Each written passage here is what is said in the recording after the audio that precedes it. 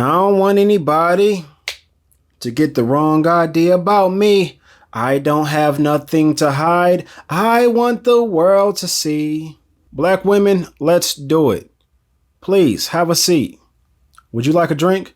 Before we get started, let's revisit a not too long ago moment. But as with every other situation, I find myself asking more questions. Like, why does a successful black man covet every woman except the one that was made from his rib? The black man in America doesn't have his own land, his own language, his own identity, his own government, nothing. That man has gone without everything except a woman. He has always had his own woman, a woman that went through the fire with him.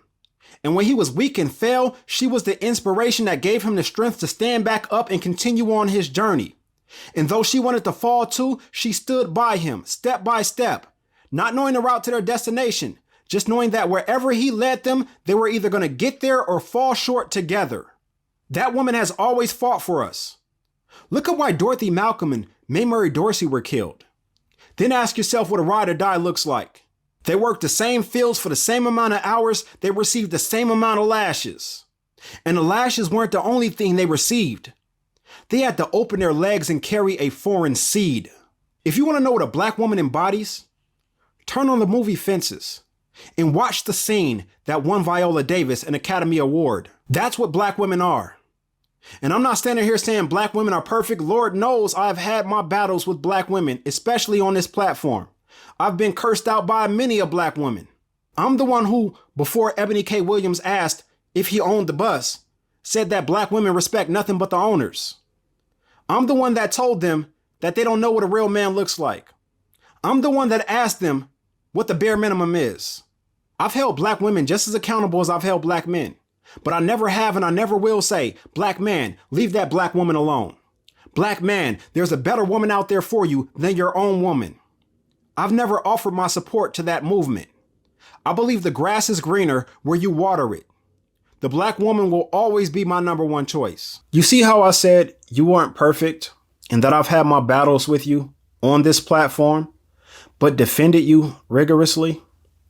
Let me tell you the story of why. It's not because my mama black. It's because, as stated in the sequel to that video, I owe the relationship that I have with my wife to a black woman that I don't even know. A complete stranger who, when walking past me one day, decided to say something completely unexpected. Something I didn't even know I needed to hear until after she spoke it. She looked at me and said, if any woman tells you you don't look good, she's a mother effing lie, and kept pushing. I've spent more time than I would like to admit thinking of why she worded it that way. Perhaps I didn't appear confident on that particular day and she wanted to boost my morale. Maybe she just liked going around giving black men compliments. Or maybe that's how she felt about my appearance and that was the best way she could put it. Either way, I'm glad she spoke it, because I swear I put it right to the test. Yeah. Was wasting no time. I walked right into McDonald's and saw a beautiful young lady of mixed complexion. Read her name tag, it said Candace. She was very shy, but also very polite. And when she was taking my order, I wanted to step to her then. But I hadn't yet worked up the nerve to holler at her because, honestly, I felt like she was out of my league. I sat down and enjoyed my meal, and shortly after she went on break and sat relatively close. Like, I can't explain to you why I was so nervous. I had been gotten past the fear of talking to women years earlier. Like, we used to do the dares and the competitions to get numbers at the movies when I was like 13 years old. But I quickly overcame the nervousness because more than anything, I was overloaded with curiosity. So I stepped to her, spoke my piece, and asked for a number. And she told me I couldn't have it. But she told me I could give her mine. And internally, I was just glad that she let me down easy, didn't embarrass me there, right? Until the next day, and that phone rang. Nothing more than conversation ever came about between me and Candace. I mean, we still cool people. Every time we seen each other out and about, we stopped and shared a convo. In fact, last time it was at a gas station and she drove off with the pump still in her car. But she could never understand how important that phone call was to me.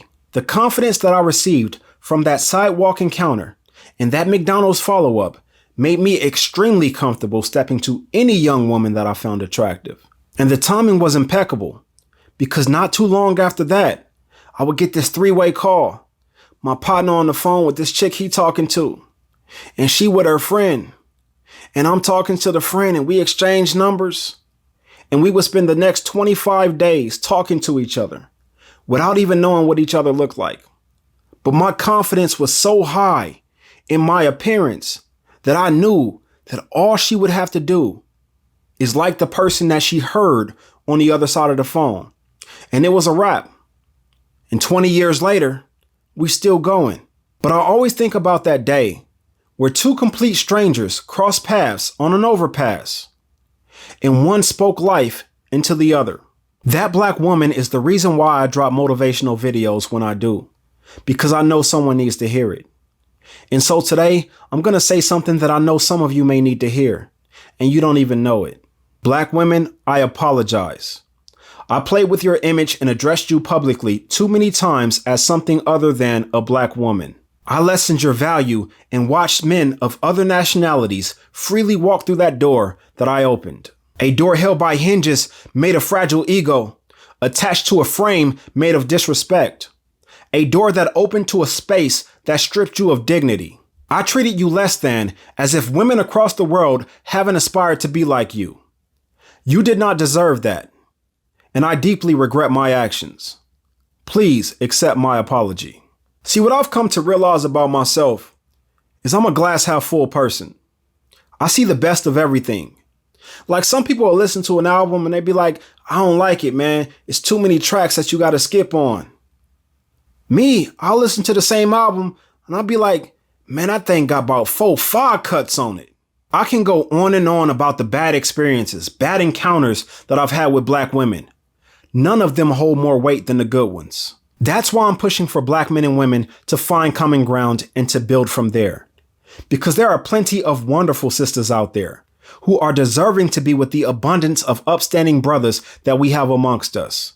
That apology isn't to try and hold on to whatever black women subscribers I have left. I promise you, I could care less. I said that because some of you were wronged by black men, and you never got the apology you should have received.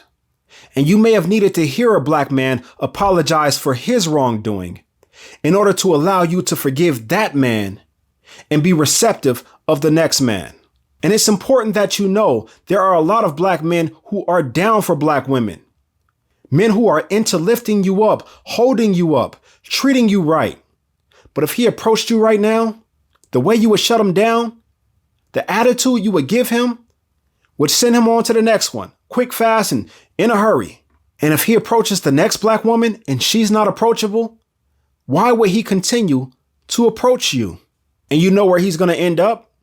In Latin, Asian, white America, being treated the way he wanted to be treated, cared for the way he wanted to be cared for, and most importantly, feeling appreciated, and giving that woman in return everything she needs from him, everything he wanted to give you, had you been welcome to receive it.